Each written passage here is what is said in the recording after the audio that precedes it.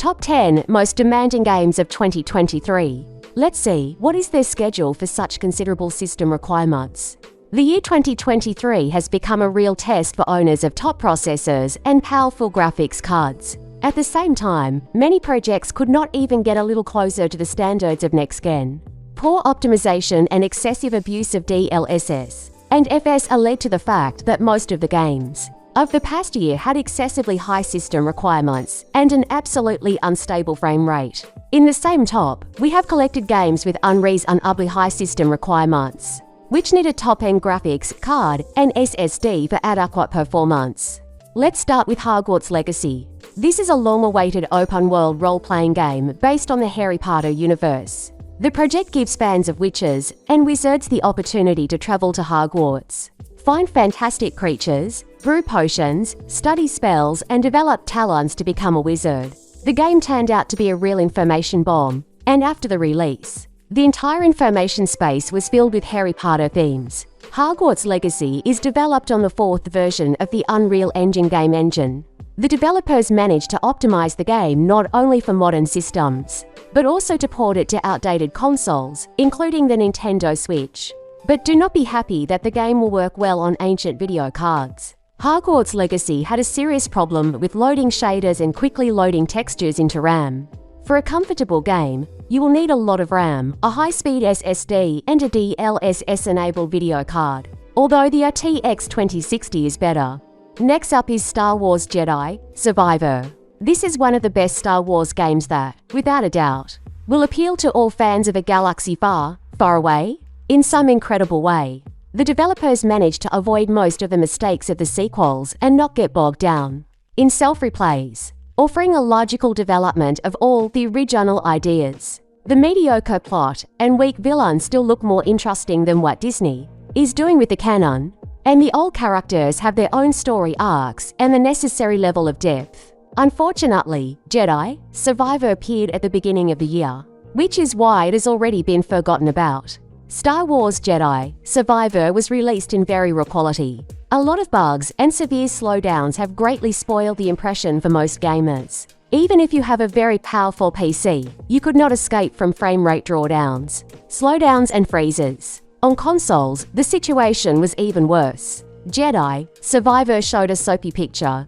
freezes, and was completely unsuitable for 4K TVs. Next is the monumental but catastrophically outdated Starfield. This is not a typical Bethesda game because it has divided its fan base into two camps. Some are delighted with Todd Howard's cosmic ideas, while others are downvoting the project on all possible platforms. We believe that this is the first Bethesda game that does not have an explicit open world, but at the same time it allows more freedom than many games that have been released in recent years. Optimization of Starfield is carried out according to all Bethesda standards. At the beginning the game works well, even with minimal bugs.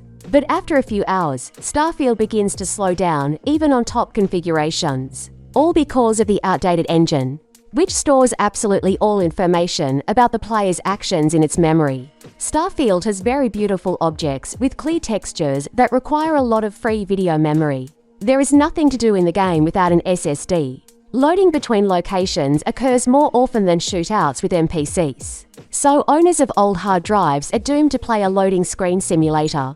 To play the game minimally comfortably, you must have a video card of the RTX 3060 or a TX 2070 level. Next comes the seemingly beautiful, but very demanding Alan Wake 2. So Alan Wake 2 is a great sequel to the first part and a pleasant surprise from last year. And, even despite the problems in the horror part, cliched story twists and ill-conceived balance between battles and exploration of locations, Alan Wake still provides more positive emotions than most plot-oriented projects in recent years. Technically, Alan Wake 2 is developed on the Northlight engine, which was used in Quantum Break and Control. The system requirements declared by the developers turned out to be no joke. Owners of GTX video cards had to forget about the comfortable new adventures of the writer. At maximum settings with RTX, tracing, and reflections enabled, Alan Wake shows a very realistic picture. But without DLSS and FSR, the game barely produces 30 frames even on an RTX 4090. And so, in order to comfortably play Alan Wake 2, Your PC must have a video card of at least a TX 2060. And this is only for minimum or medium graphics settings. Next, let's mention the cheerful Souls-like shooter Remnant 2. The new Remnant 2 is a sequel to the excellence which managed not only to surpass the original, but to become a real rethinking of the entire genre. The developers listened to the players, corrected the shortcomings of the original, and brought to mind the features included in the series. The sequel has all the hallmarks of a cool video game, an exciting combat system, memorable bosses, cool procedural content generation, and a world filled with all sorts of secrets that you want to discover even after defeating the final villain. Technically, Remnant 2 was developed on the Unreal Engine 5 game engine, which resulted in poor performance on powerful hardware and poor optimization.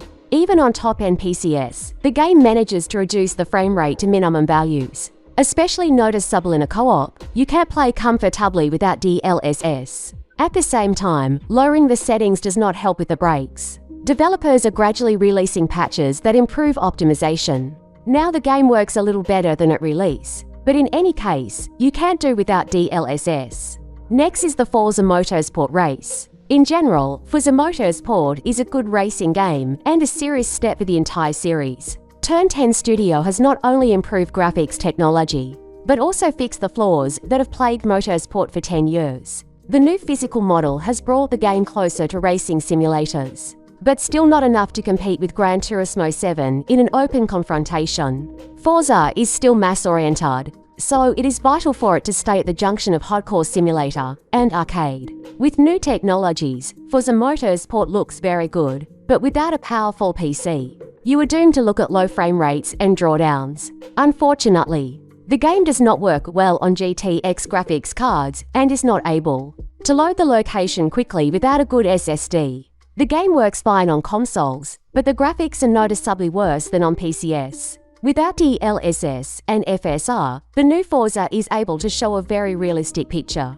Next up is Immortals of Aveum. In general, Immortals of Aveum is a first-person shooter in which the player shoots not with weapons, but with magic spells. The battles turned out to be very dynamic and spectacular. The story campaign is rich and filled with secrets. The graphics are quite pleasant and sometimes surprising with landscapes. But no one was expecting Immortals of Aveum, and therefore its release passed many people by. Now the game is remembered for only one reason: unrealistically high system requirements. Immortals of Aveum was developed on Unreal Engine 5. The performance is all classic, lack of a stable frame rate, drawdowns on the RTX 4090, audio stuttering, visual bugs. One of the most demanding games of 2023.